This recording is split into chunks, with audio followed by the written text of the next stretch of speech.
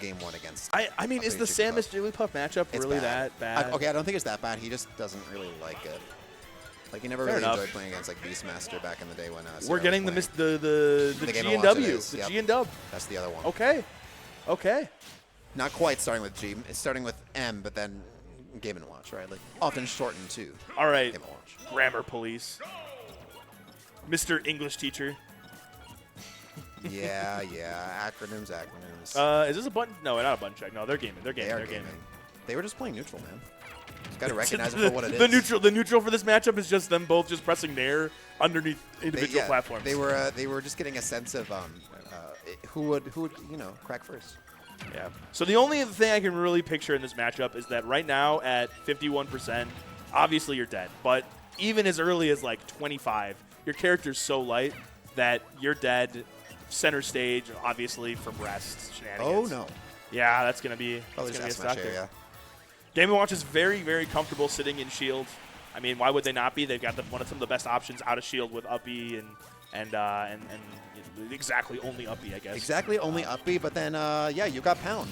Yeah. But okay. Well, I suppose a reason I could see this being a good matchup for Eyas to choose is that Samus conversions, Samus punishes are not usually as straightforward as other characters. I mean, there's a lot of usage of like charge shot and grabs and confirm, stuff like that. But you miss any of those by a frame or two, and Jigglypuff gets out of nair, Jigglypuff gets out of rest. Like, it's just over for you. Whereas Game & Watch, like we just saw right there by closing out the first stock, I mean, it is quite literally as simple as you hit my shield with a get-up attack, take this down smash, take this F smash. I'm taking your stock at 70. As long as Eyas is able to play around like the threat of pound and like Jigglypuff's conditionally really strong shield pressure, it's going to be kind of a situation of like whether indeed it also can space himself in a way where he's not just going to be caught by every single short up nair. Because again, Eyas can kind of throw that out without much issue unless he just straight up whiffs in Jigglypuff's face. Yeah. But if they're like doing an air-to-air situation, Game & Watch's nair is going to beat everything Jigglypuff does. But Jigglypuff, against really anything else Game & Watch is doing, will be able to get in there and whiff punish. So, and of course, punish the shield pretty hard with pound given the circumstance. And we are tied up pretty reasonably close in percent. It was closer a second ago. Now we're getting closer again. So both of these players looking for their one or two choices that are just going to immediately destroy. Unfortunately, that probably is going to be his stock back. Or not, fall. I guess Game Watch is a really slow fall. Maybe he wasn't really expecting himself to be able to get in there. No. But even like an F tilt or a down tilt or something, I feel like would have been fast enough. But unfortunately, Game & Watch is really comfortable in their shield. Wow, he's not dead, actually. I respect the hustle, honestly.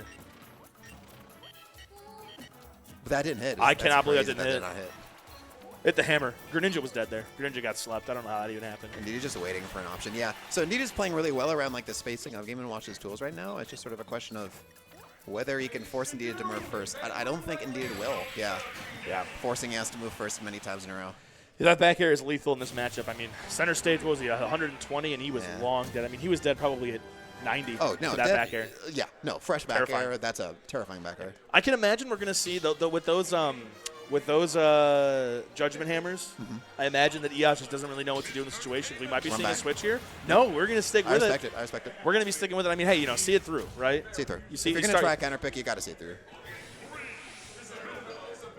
We're going to need to see a lot of changes here, mostly in the punish game from Eyas here, and also in how he's playing neutral. He's holding shield a lot, which is great for Game & Watches in general to do, but if his plan is to play so aggressive, running up and holding shield, two double slaps, 2 pounds is all it's going to take in order to break that shield, and at 40%, you're gone. Yeah, not even 2 pounds, just like one aerial on shield and then a pound in the next 5 seconds. Like, that's just a clean shield break. But yeah, in any case, like, Eyas is going to have to find a way to not move first, because right now I feel like Indeed is the one controlling the pace in large part. You can see that he's generally the one in center stage. Eyas trying to like sort of reclaim center just with his bigger aerials, but currently you are looking at the new best Game & Watch in the state soon, up and coming. Trust. Let's see.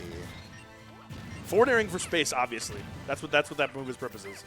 Indeed is not worried at all about like contesting it to Game & Watch's space. So like this is a very deliberate pace to the game, which I really like to see. Yeah, it's really nice to see a player so comfortable in playing slow. I mean, a lot of people would say something like, this is really boring, this is really lame. But in reality, like as a buff player, I mean, what are your choices here? You know, you can't. Your aerials aren't that safe when you're landing in. They're pretty safe, but they're not that safe, especially against characters like Game & Watch. What are the choices you have besides waiting for the Game & Watch for Eyas? Just make poor approaches, poor neutral attempts, and then just capitalize on those situations. Yep. That's what Indeed is really, really good at. Is he's good at understanding those situations and then playing with them accordingly. So we are going to see maybe the stock here. We're in a situation here at ledge. No, I mean 106. This is a percent where Jigglypuff could die to kind of anything. F tilt at ledge will probably do it. Down tilt will definitely do it. It seems like Indeed is getting punishes very reliably as soon as like he just stops choosing an option or like stops moving, and then Game & Watch presses something nearby. It's just that Game & Watch tends to win any situation, again, like I said earlier, in which they both press a button at around the same time. I think that the resource that Eyas is currently missing out on a lot is he's missing out on Game & Watch up smash. I mean, up smash is such a great move in neutral in these situations where he's fishing for this kill, and he really wants to get it, and he's willing to throw out a move just to hopefully get it. I mean, in neutral, I don't think Otis right here. Is there a better move to throw out when you're trying to get a kill, random kill in neutral than up smash with Game & Watch? No. That is the best move. I mean, invincibility. And like if you think about Jigglypuff's angle of approach too, and the fact that she's trying to like cross you up in the air, like up smash is just going to cover all of that. I've never seen Game 1. Okay, center stage. That kill's fresh. At ledge, I get it. At ledge, I get it. But center stage is wild. But I mean, we're kind of seeing the changes that we were talking about him making there. Yeah, it's clean kill off the back. Indeed, recognizing the situation. He doesn't have any more. Eyas doesn't have really a defensive option there. I mean, maybe the better choice was just to kind of up B and try to get out of that as Eyas, but didn't recognize that and ended up losing his stock. So 3 minutes in, and we're playing Smash 4. 2 stocks apiece, 4 minutes on the clock. Simple as that. Did you see Indeed duck Game & Watch Low profiling. Oats in the back here. We're talking just about like Jigglypuff's like her puck shifting too is man. Catching the jump. Catch. Wow. Great recognition from Indeed as well. I mean, he's been throwing out those up airs in neutral and in advantage just casually all the time. But, I mean, throwing it out and recognizing that you actually hit it and you're going to be able to get a kill on your opponent with it, especially a move like the rising. Rest. Okay. I think that was a misinput there on that F smash. Oh, that's it. No. Missing it there. Oh, my Getting God. the 9. Let's go. Wait. I was going to say that was a terrible punish, but it worked. He's the new best Game & Watch. Wait, up and coming. All I'm saying, my Game & Watch 6 is there. Yeah. He hit like a 1 earlier and like a bunch of like 3s. For... I mean, he's due something, you know. Okay, yes, does need to kind of reclaim control in some way. Yeah, he has currently been in disadvantage for 30 seconds right now. He needs to find something. A lot of options from Jigglypuff right now are going to take the stock. Back air is probably going to take it. Obviously, up smash and rest will totally do it as well. But he should be safe from dash attack and nair shenanigans unless he's right off stage or at ledge. Now that back air is definitely going to close it out. No, it's not. Wow. Character's heavy. It's a heavyweight. Indeed, a recognized situation, though. He's just going for back air. That dash attack, definitely not the right play. But, I respect it. Sometimes you just got to throw it out there. He's up a game, If it hit, it was going to be over. It's true. Again, Indeed it can start pressing ones first, though. Game & Watch is just going to win if that's the case. And we actually are in a position right now. I mean, down smash, F smash is going to kill anywhere on stage right now. So Indeed is at a point where he needs to be very careful with his next move. Any more bad approaches, and it's game over for him. Game & Watch really only does need like 2 more interactions here. Let's see. I don't even know if he needs 2 more. I think he's just good. The phantom hit on the back air, tragic, but he is going to be able to take it there anyways. Move. Oh my goodness. Bit of a nerve-wracker there at the end, but Indeed manages to close it out with that back air. Lose.